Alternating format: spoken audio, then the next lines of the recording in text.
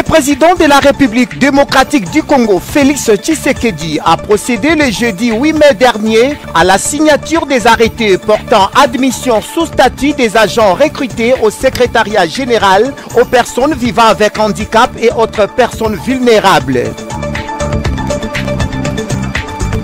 Les embouteillages récurrents observés dans la ville de Kinshasa soumettent la population à une véritable preuve de patience et aux réalités inadaptées.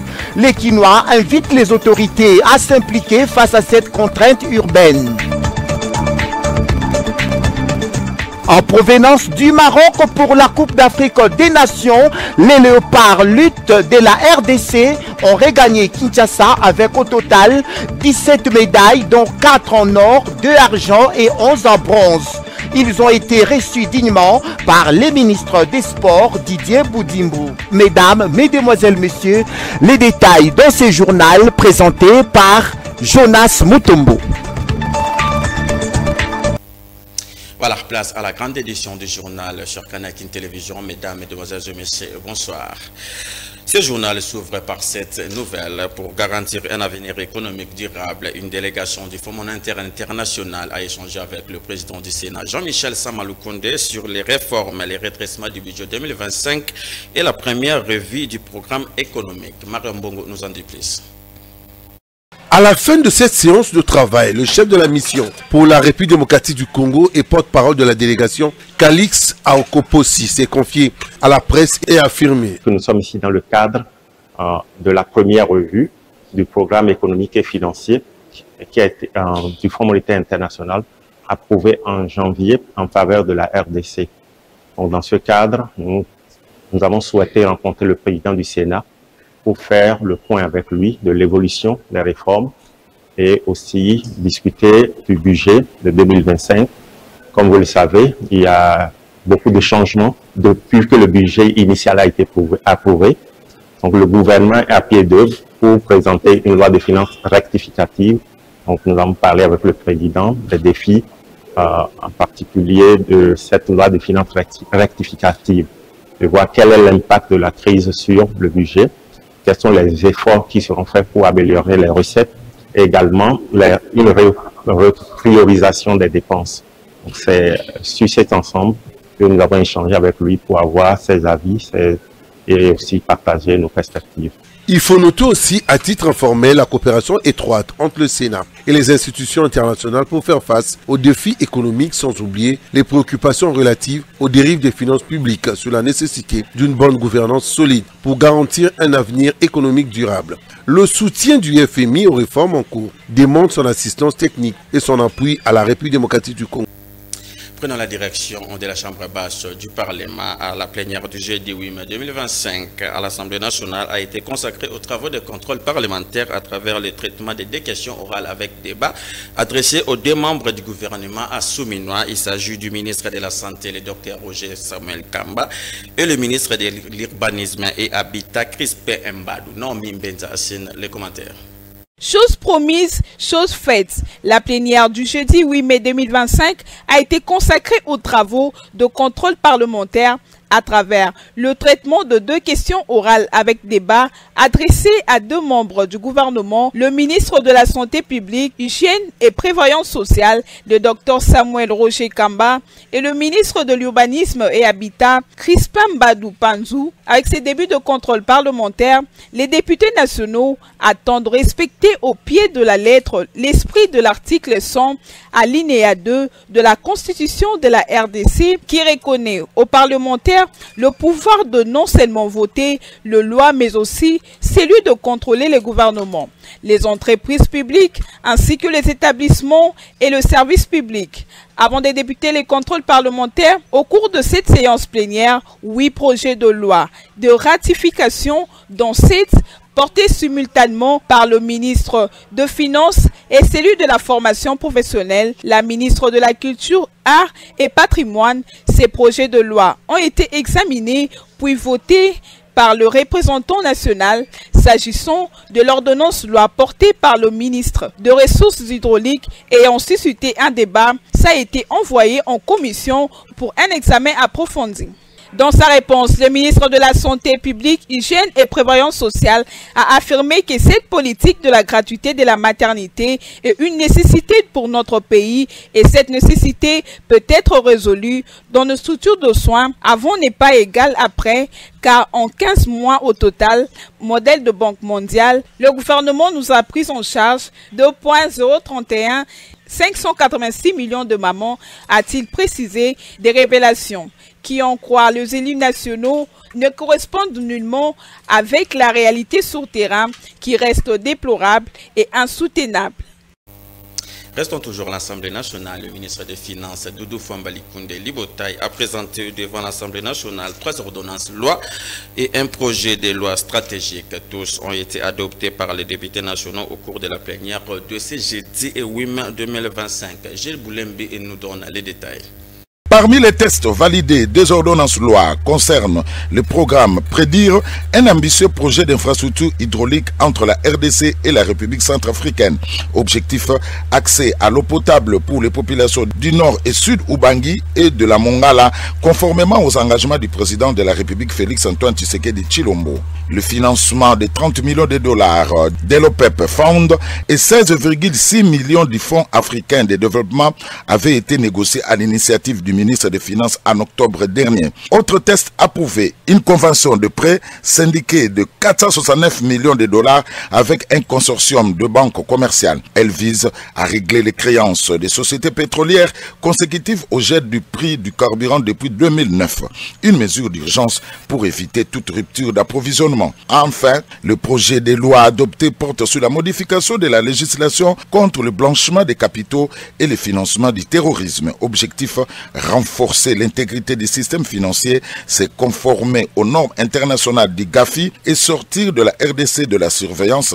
Ces projets Prédire, qui s'exécutent en 2 phases, constituent une opportunité pour la RDC d'amorcer dans sa première phase la résolution de la problématique de l'amélioration des conditions de vie de nos populations dans les provinces du Nord Ubangi, du Sud Ubangi, de la Mongala, à travers la construction et la réhabilitation des infrastructures d'eau potable à Badolité, à Mobayimbongo, à Yakoma, à Bouzi, Yapinda, Kotakoli, Fiwa et Biguenor.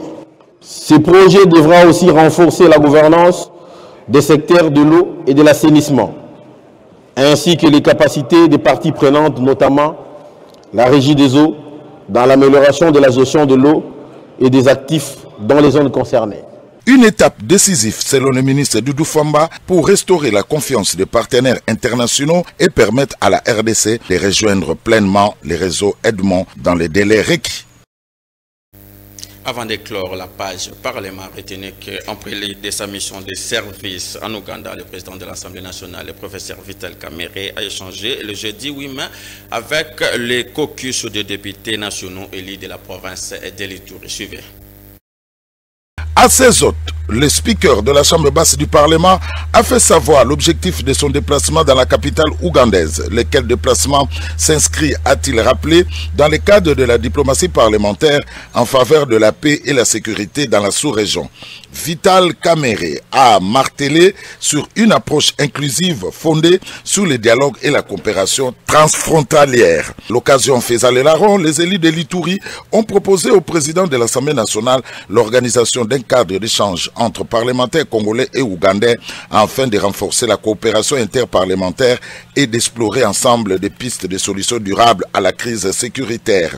Adhérant à cette proposition, le professeur Vital Kamerhe a salué l'engagement du caucus des députés nationaux de l'Ituri pour la stabilité de leur province et a réaffirmé son soutien aux initiatives allant dans le sens de la consolidation de la paix et de la cohésion nationale. Le président de l'Assemblée nationale a aussi marqué son adhésion au projet de démarcation des frontières entre la RDC et la République de l'Ouganda, projet stratégique pour la préservation de l'intégrité territoriale et la prévention des tensions transfrontalières. Ces échanges ont également permis aux représentants du peuple de l'Ituri d'aborder les difficultés que connaissent les populations de leur circonscription électorale. Parmi ces difficultés, le président du caucus, Pichu Iribi, a parlé notamment des déplacements massifs de la population suite à l'insécurité. Il a par ailleurs plaidé pour l'organisation d'une mission humanitaire à Fataki, localité durement touchée par cette situation, ainsi que pour l'exonération des frais de participation aux examens d'État pour les élèves finalistes de l'Ituri, au même titre que ceux d'autres zones affectées par les conflits armés. Notons que le président de l'Assemblée nationale s'est également engagé à examiner avec attention la question des différents institutionnels opposant l'Assemblée provinciale au gouvernement provincial de l'Ituri avec l'ambition de contribuer à une issue harmonieuse. Dans un autre chapitre, la première ministre Judith Suminwa Tuluka a eu des échanges avec les chefs d'agence du système des Nations Unies dans le cadre de la retraite de l'équipe pays des Nations Unies en République démocratique du Congo. L'objectif étant de discuter sur les défis actuels et définir les orientations pour une meilleure collaboration en vue de répondre aux priorités du pays et surtout dans les contextes d'occupation dans sa partie est. Images et commentaires. Pour la chef du gouvernement, la crise sécuritaire dans l'est du pays est certes une grande priorité, mais il faut continuer à intervenir sur les questions de développement car la guerre ne touche pas l'ensemble du pays. Les orientations de Judith Suminwa sont claires, investir entre autres sur les infrastructures socio-économiques de base, le développement de l'agriculture, la transformation et la diversification de l'économie. Des priorités que la première ministre a clairement partagées avec les systèmes des Nations Unies dans une ambiance d'attente parfaite. Pour moi, en tant que chef de gouvernement, d'avoir cet échange avec les chefs d'agence en particulier, et même ceux qui sont venus des provinces, dans le cadre de la retraite du système des Nations Unies, parce que ça permet, dans leur travail, de voir comment ils vont mettre en place le cadre de collaboration entre le système des Nations Unies et le gouvernement de la République démocratique du Congo, de montrer cet esprit de collaboration qui est le nôtre, de donner un certain nombre d'orientations par rapport à nos priorités.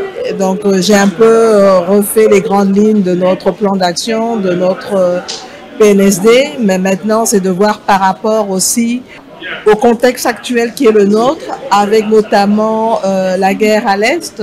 Abordant dans le même sens que la première ministre de la RDC, le coordonnateur résident du système des Nations Unies, Bruno Le Marquis, a salué ces dialogues avec le gouvernement congolais représenté au plus haut niveau. Pour lui, la RDC doit continuer à avancer dans sa trajectoire de développement malgré ce qui se passe dans sa partie Est. Pour Judith Suminwa, ce genre d'échange entre le gouvernement et le système des Nations Unies devrait se multiplier pour une action concertée et plus rationnelle. Pour elle donc, quand on se met ensemble, on peut mieux avancer. Et puis, le VPM en charge de la fonction publique, Jean-Pierre Liaou, a présidé le jeudi 8 mai aux côtés du VPM de la Défense, Guy Kabombo Mwadjanfita, accompagné de celui de l'Intérieur et Sécurité, Jacques Chabani, la cérémonie de lancement solennel du régime de sécurité sociale en faveur des militaires de FARDC et de la police nationale congolaise. La cérémonie a eu lieu au Kankokolo. Images et commentaires.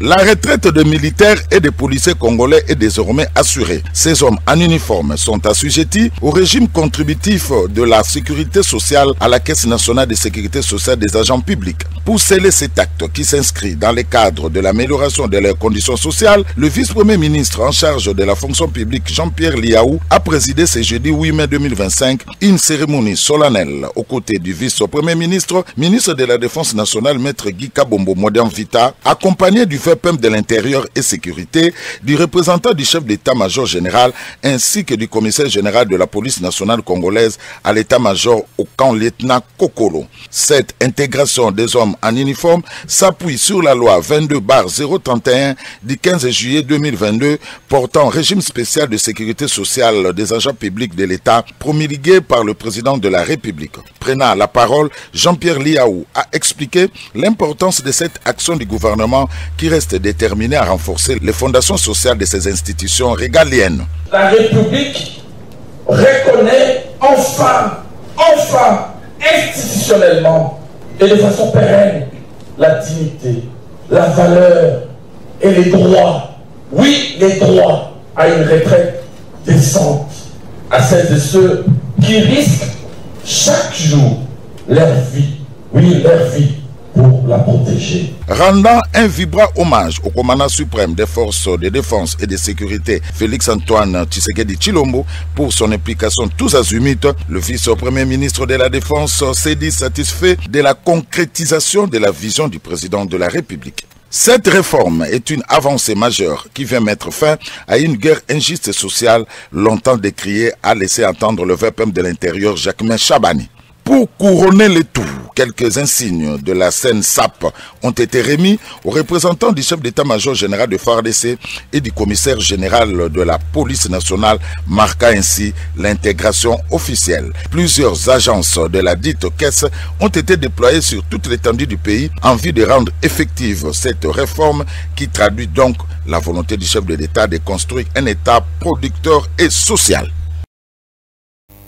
Pour ce français journal avec cette nouvelle, à travers une cérémonie officielle que les arrêtés portant admission sous statut des agents recrutés au secrétariat général aux personnes vivant avec handicap et autres personnes vulnérables sur titre ont été signés jeudi 8 mai 2025 à Kinshasa, République démocratique du Congo, par le VPM en charge de la fonction publique Jean-Pierre Liaou.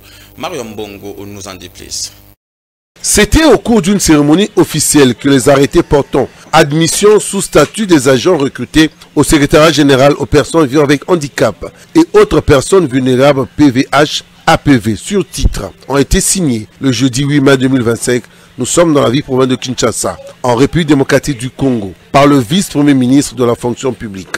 Après avoir retenu par concours sur l'étendue nationale les agents au secrétariat général au PVH APV. 2000 personnes au total, je me permets, sous l'instruction du chef de l'État, de signer des arrêtés portant admission sous statut des agents recrutés, a déclaré Jean-Pierre Liaou, vice-premier ministre de la fonction publique. Selon lui, ces arrêtés signés doivent permettre au ministère des PVH et APV de fonctionner comme tout autre ministère. Il faudrait que les personnes en situation de handicap ou les autres personnes vulnérables se sentent aussi capables de travailler dans d'autres ministères et doivent être acceptées partout, a-t-il ajouté avant de féliciter les efforts fournis par Maître Irène Essambo Diata, ministre en charge des PVH APV, tout en se décidant d'accompagner ce ministère en cas de besoin. Dans notre pays, on a l'habitude d'attendre que les personnes ne soient plus là pour leur rendre hommage.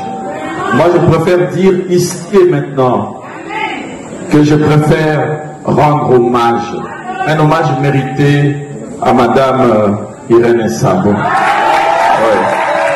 C'est une grande ministre et l'histoire retiendra que c'est sous son mandat que les lignes ont véritablement bougé dans ce domaine, dans le domaine de l'handicap dans notre pays.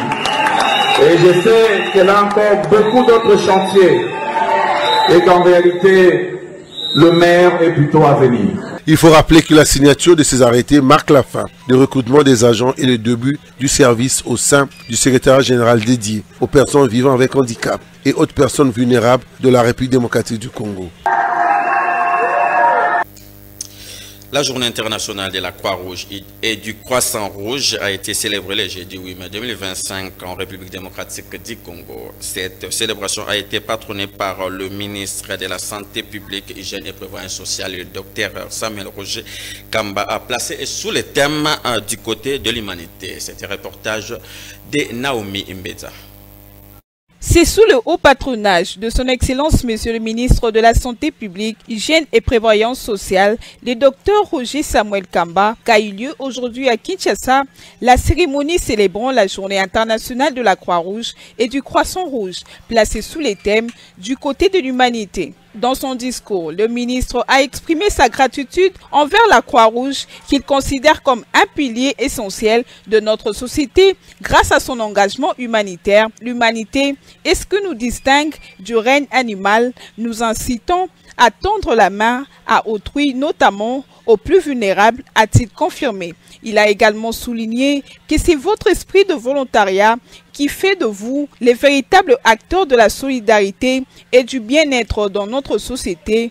Vous vous levez volontairement pour apporter une aide et secours à ceux qui en ont besoin. Dans son poste, le ministre de la Santé a pu observer quotidiennement le travail inestimable de la Croix-Rouge et du Croissant-Rouge. Vous êtes présents là où d'autres n'osent pas se rendre, que ce soit dans le cadre de la lutte contre le coronavirus, lors de la mise en place de la gratuité de la maternité, pendant le jeu de la francophonie ou en réponse aux catastrophes comme les inondations. Votre présence est cruciale, a-t-il ajouté. Et face à la crise actuelle à l'est de la République démocratique du Congo, le ministre a salué les efforts déployés par les acteurs humanitaires. Il illustre les dévouements et la volonté d'apporter de l'aide aux populations en détresse. Enfin, le président national de la Croix-Rouge a rappelé que cette journée rend hommage à l'héritage d'Henri Dunant, pionnier fondateur du mouvement Croix-Rouge, qui célèbre aujourd'hui ses 160 ans, coïncidant également avec l'élection du nouveau comité de direction de la RDC. Parlons société à présent. À Kinshasa, les embouteillages récurrents qui perturbent les quotidiens des habitants en transformant les trajets les plus courts à une véritable épreuve de patience. Entre infrastructures inadaptées, indiscipline routière et croissance rapide des automobiles, la circulation dans la capitale congolaise devient un véritable casse-tête. C'était un reportage de Marina Iso rendu par Mario Ambongo. Nous sommes dans la ville province de Kinshasa. Les embouteillages sont devenus une réalité quasi inévitable qui perturbe le quotidien de nombreux habitants. Chaque jour, des files interminables de véhicules paralysent les grandes routes de la ville, en particulier aux heures de pointe. Ce désordre découle de plusieurs facteurs, souligne la population. Les routes secondaires sont dans un état par moments assez compliqué, ainsi que des problèmes de manque d'urbanisme de la part du gouvernement. Pour la situation des embouteillages, à Kinshasa, nous traversons un moment, une période très difficile dont on a du mal à sortir. On a du mal à sortir. Il y a des trajets que tu peux faire 30 minutes en réalité, mais sous les embouteillages, tu peux prendre 3 heures, 4 heures du temps. On a vraiment du mal. Tous les 4 coins de Kinshasa ont des bouchons partout. Concernant les embouteillages, je pense que la cause c'est déjà globalement le mauvais état des routes, l'insuffisance de routes déjà à la base, mais aussi le mauvais état des routes. À Kinshasa en ce moment, très difficile de trouver un certain nombre de kilomètres de routes qui soient vraiment praticables. Face à cette situation, il devient impératif que les autorités prennent des mesures concrètes afin de pallier à ce calvaire. Après plusieurs mois de dégradation, la route menant au triangle du campus jusqu'à l'entrée de l'université de Kinshasa a été entièrement réhabilitée. Cette intervention, saluée par les habitants et les usagers de cet axe routier, était un grand soulagement, notamment parmi les motards, chauffeurs de taxi et étudiants qui empruntent régulièrement cette voirie. Un élément de Christelle Lito, encore une fois rendu par Mario Ambongo. La récente réhabilitation de la route universitaire dans la commune de Lemba est perçue comme un grand soulagement par les populations locales, longtemps confrontées à des conditions de circulation pénibles. Les usagers expriment aujourd'hui leur reconnaissance envers les autorités pour cette réponse aux cris de détresse maintes fois lancés. Ce geste, bien que tardif, est vivement applaudi car il redonne non seulement de la fluidité au trafic, mais aussi un espoir renouvelé quant à l'amélioration des infrastructures routières dans la capitale. La gratitude exprimée témoigne du soulagement collectif d'une population qui attendait cet acte depuis longtemps. Je remercie d'abord le gouvernement de la République, comme il vient de réhabiliter notre route avenue Clinique vers l'université de Kinshasa. Située dans la commune d'Engalema, la route Zolana à Kireli, Ipen et Pompage solide et bien asphaltée, mais cette route actuellement fait face à un problème des caniveaux mal construits et non tirés. Lors des pluies, l'eau déborde vers les quartiers voisins et cela provoque des érosions inquiétantes. Un reportage de Manoka Ephraim, encore une fois rendu par Mario Ambongo. Suivez. La route Nzolama, l'une des principales artères de la commune de Ngaliema, repose sur des chaussées solides construites pour résister au trafic quotidien. Cependant, cette solidité est sérieusement compromise par la fragilité des caniveaux qui l'accompagnent. En effet, ces ouvrages d'évacuation d'eau fluviale, souvent mal entretenus, a sous-dimensionné certains caniveaux. Les fortes pluies provoquent aussi des érosions en aval de plusieurs quartiers environnants. Ce phénomène est non seulement un péril, la route elle-même aussi. Elle menace aussi les habitations et aussi l'environnement local. Face à ces situations préoccupantes, le conseil communal de Ngaliema a lancé un cri d'alerte. Il appelle les autorités provinciales et nationales à une intervention urgente pour renforcer les caniveaux et stabiliser les zones affectées. Il y a beaucoup de problèmes qui se posent dans notre route, entre autres la canalisation de l'eau. Alors, si on prend Averkis, il y a un problème sérieux avec les eaux de pluie qui descendent vers Maïzelu.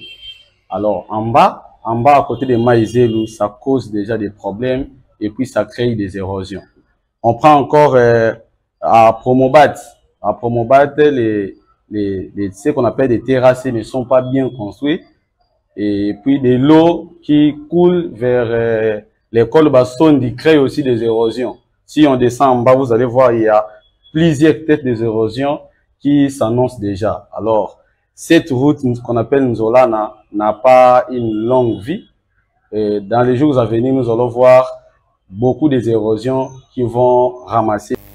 Un mot en sport avant de boucler complètement à ce journal. Le Léopard Lutte de la République démocratique du Congo ont regagné la capitale congolaise le jeudi 8 mai 2025 par l'aéroport international d'Ndjili avec au total 17 médailles, dont 4 en or, 2 en argent et 11 en bronze.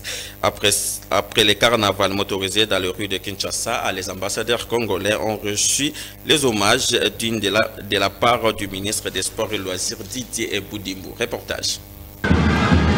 Ils sont de retour à Kinshasa après une grosse performance réalisée à Casablanca au Maroc où ils ont pris part au championnat d'Afrique de lutte édition 2025. Eux, ce sont bien les léopards lutte de la RDC qui ont regagné la capitale congolaise ce jeudi 8 mai 2025 par l'aéroport international d'Ndjili avec au total 17 médailles dont 4 en or, 2 en argent et 11 en bronze. Une grosse moisson qui réjouit tout de suite le cœur d'Eric Kinzambi, le président de la FECOLUTA. On a honoré la République. Nous étions partis en compétition. On a ramené beaucoup de médailles. C'est la joie, c'est l'honneur. Nous avons honoré le chef de l'État.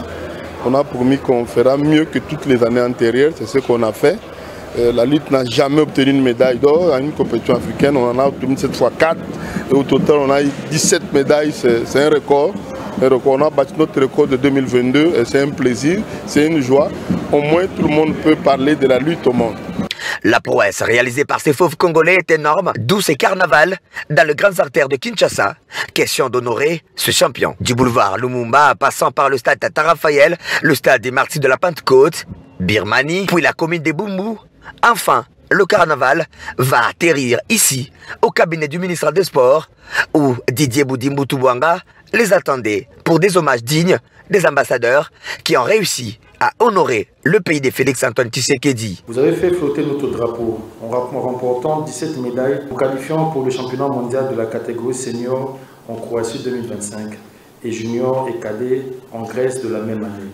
L'exploit réalisé en vous classant 3e nation sur 34, des premières médailles d'or de l'histoire de la lutte sur le plan continental, surtout par la remarquable victoire en or d'une fille congolaise, constitue une motivation pour les générations à venir.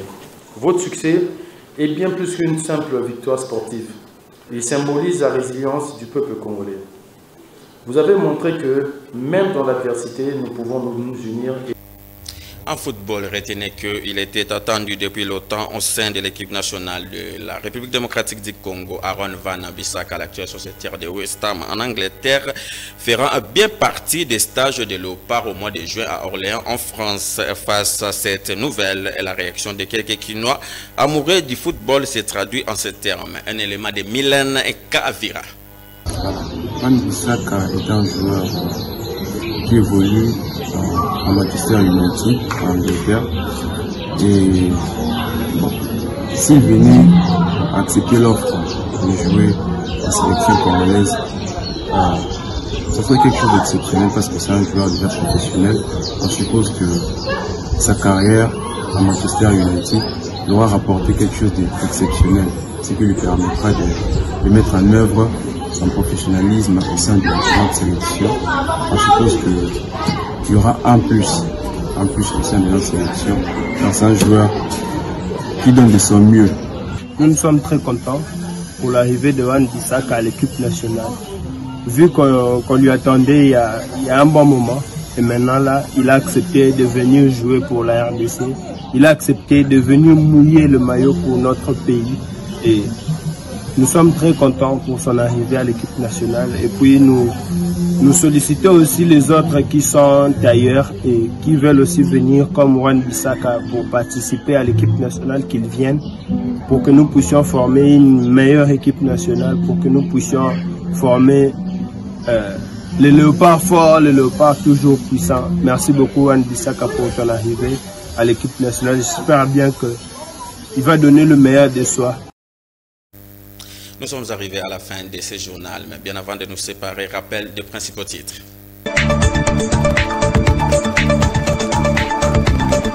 Le président de la République démocratique du Congo, Félix Tshisekedi, a procédé le jeudi 8 mai dernier à la signature des arrêtés portant admission sous statut des agents recrutés au secrétariat général aux personnes vivant avec handicap et autres personnes vulnérables.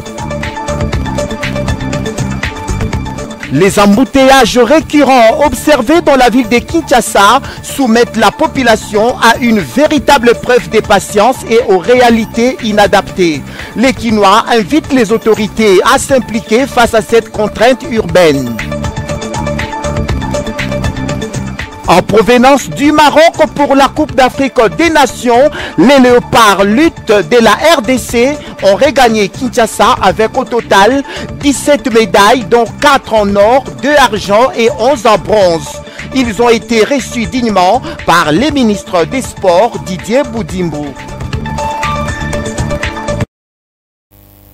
Et voilà, ainsi s'achève la grande édition de ce vendredi 9 mai 2025 sur Canal King Télévision. Ce journal porte les signatures de Naomi Mbenza à Koparaboula Soulemboyo. Gilles Boulembi avait assuré la coordination de cette édition.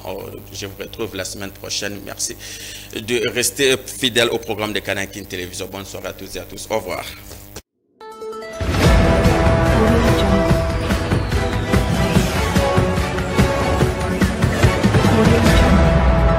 De la